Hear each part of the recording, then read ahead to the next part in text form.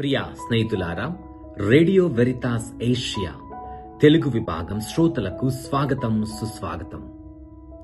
December మాసం 28వ తేదీ Christmas కాలాన్ని మనం సంతోషంతో కొనియాడుతూ ఉన్న ఈ రోజులలో నేటి సువిశేషములో మరియ భర్తయగు యోసేపు గారికి ఎదురైన సంఘటనను మనం సువిశేషంలో ఆలకిస్తున్నాం. విధేయము, ప్రయాణము, కుటుంబము.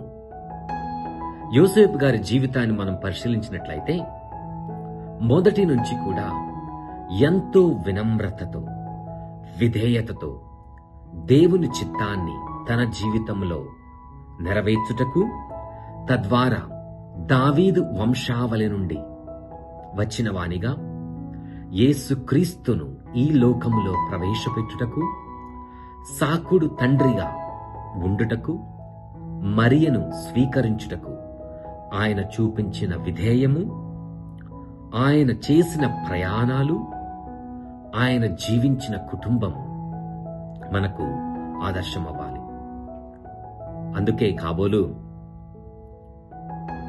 విశ్వవ్యాప్తంగా ఉన్న శ్రీసభకు పునీత జోజప్ప గారిని పాలక పునీతునిగా శ్రీసభ ప్రకటించింది. జోజప్ప గారి యందు మనం నేర్చుకోవలసిన విలువలు, విశ్వాస ప్రమాణము, విశ్వాస ప్రయాణము ఎంతో లోతైనది.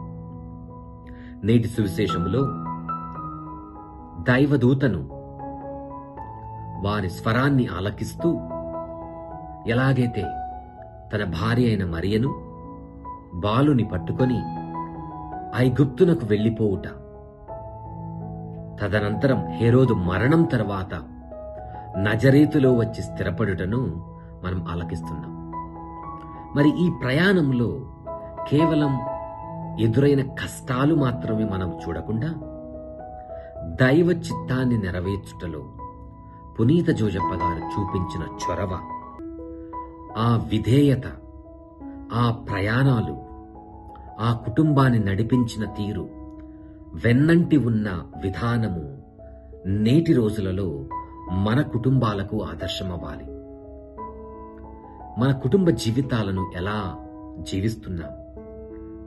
భార్యాభర్తలుగా, తల్లిదండ్రులుగా, బిడ్డలుగా విధేయత కలిగి విశ్వాస ప్రమాణాలను, విశ్వాస ప్రయాణాన్ని నిండుగా జీవిస్తున్నామా?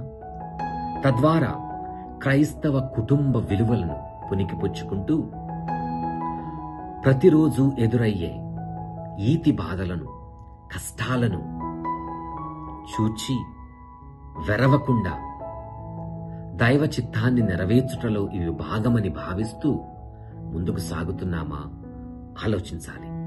ఎందుకనగా మన విశ్వాస ప్రమాణాలను నిండుగా జీవించాలంటే విశ్వాస ప్రయాణం అంత సులువైంది కాదు. మరి కుటుంబ జీవితంలో నిండుగా మన విశ్వాస ప్రమాణాలని, ప్రయాణాన్ని జీవించాలంటే ఒక్కరోజు మాత్రమే సరిపోదు. ప్రతిరోజు ఆ విశ్వాస ప్రయాణాన్ని, నిండు ప్రమాణాలను జీవించాలి. ఈ ప్రక్రియలో పునీత జోజప్ప గారు మనకు ఎల్లప్పుడూ తోడై ఉండునుగాక, మన కుటుంబాలను ఆశీర్వదించునుగాక, వేడుకొనుగాక. ఆమెన్.